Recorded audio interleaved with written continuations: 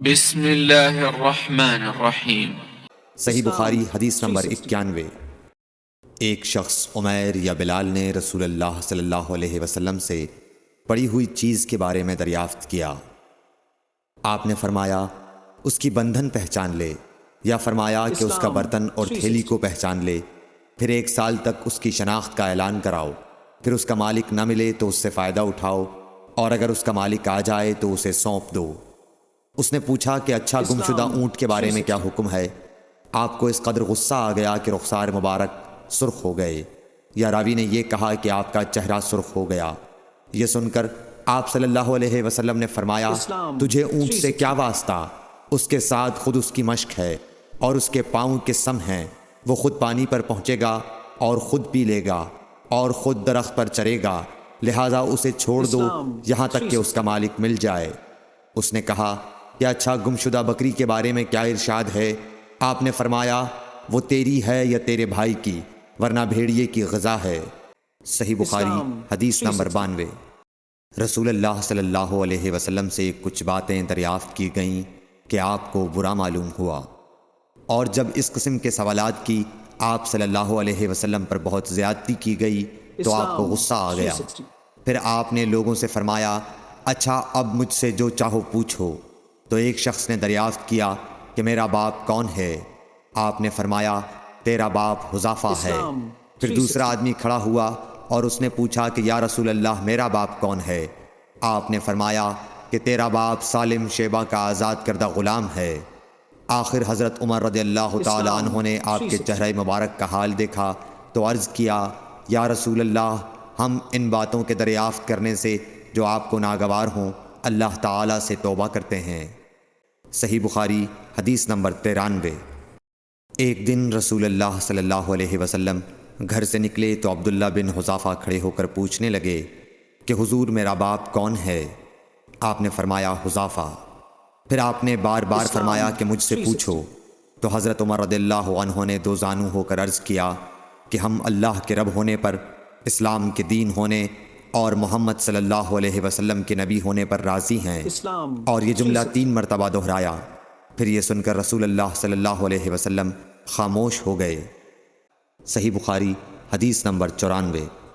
نبی اکرم صلی اللہ علیہ وآلہ وسلم جب سلام کرتے تو 3 بار سلام کرتے، اور جب کوئی کلمہ ارشاد فرماتے تو اسے 3 بار دہراتے یہاں تک کہ خوب سمجھ لیا جاتا۔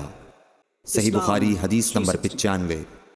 رسول اللہ صلی اللہ علیہ وسلم جب کوئی کلمہ ارشاد فرماتے تو اسے 3 بار لوٹاتے یہاں تک کہ خوب سمجھ لیا جاتا، اور جب کچھ لوگوں کے پاس آپ تشریف لاتے اور انہیں سلام کرتے تو 3 بار سلام کرتے۔ صحیح بخاری حدیث نمبر 96۔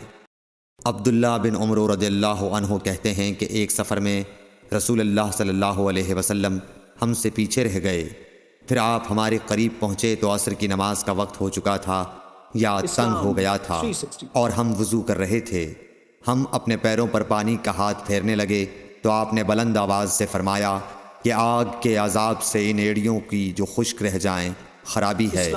یہ 2 مرتبہ فرمایا یا 3 مرتبہ۔ صحیح بخاری حدیث نمبر 97۔ رسول اللہ صلی اللہ علیہ وسلم نے فرمایا کہ 3 شخص ہیں جن کے لیے دگنا اجر ہے۔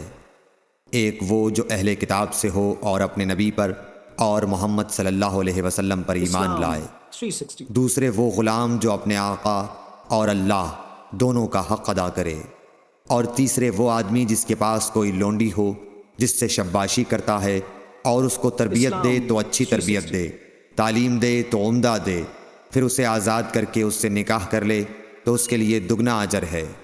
صحیح بخاری حدیث نمبر 98۔ نبی صلی اللہ علیہ وسلم ایک مرتبہ عید کے موقع پر مردوں کی صفوں میں سے نکلے اور آپ کے ساتھ بلال رضی اللہ تعالی عنہ تھے۔ آپ کو خیال ہوا عورتوں کو خطبہ اچھی طرح نہیں سنائی دیا تو آپ نے انہیں علیحدہ نصیحت فرمائی اور صدقے کا حکم دیا۔ یہ واز سن کر کوئی عورت بالی اور کوئی عورت انگوٹھی ڈالنے لگی، اور بلال رضی اللہ تعالی عنہ اپنے کپڑے کے دامن میں یہ چیزیں لینے لگے۔ صحیح بخاری حدیث نمبر 99۔ حضرت ابو ہریرہ رضی اللہ تعالی عنہ نے عرض کیا یا رسول اللہ قیامت کے دن آپ کی شفاعت سے سب سے زیادہ سعادت کسے ملے گی؟ تو رسول اللہ صلی اللہ علیہ وسلم نے فرمایا، اے ابو ہریرہ، مجھے یقین تھا کہ تم سے پہلے کوئی اس کے بارے میں مجھ سے دریافت نہیں کرے گا، کیونکہ میں نے حدیث کے متعلق تمہاری حرص دیکھ لی تھی۔ سنو، قیامت کے دن سب سے زیادہ فیضیاب میری شفاعت سے وہ شخص ہوگا جو سچے دل سے یا سچے جی سے لا الہ الا اللہ کہے گا۔ صحیح بخاری حدیث نمبر 100۔ رسول اللہ صلی اللہ علیہ وآلہ وسلم نے فرمایا کہ اللہ علم کو اس طرح نہیں اٹھا لے گا کہ اس کو بندوں سے چھین لے، بلکہ وہ پختہ کار علماء کو موت دے کر علم اٹھائے گا، حتیٰ کہ جب کوئی عالم باقی نہیں رہے گا تو لوگ جاہلوں کو سردار بنا لیں گے، ان سے سوالات کیے جائیں گے اور وہ بغیر علم کے جواب دیں گے، اس لیے خود بھی گمراہ ہوں گے اور لوگوں کو بھی گمراہ کریں گے۔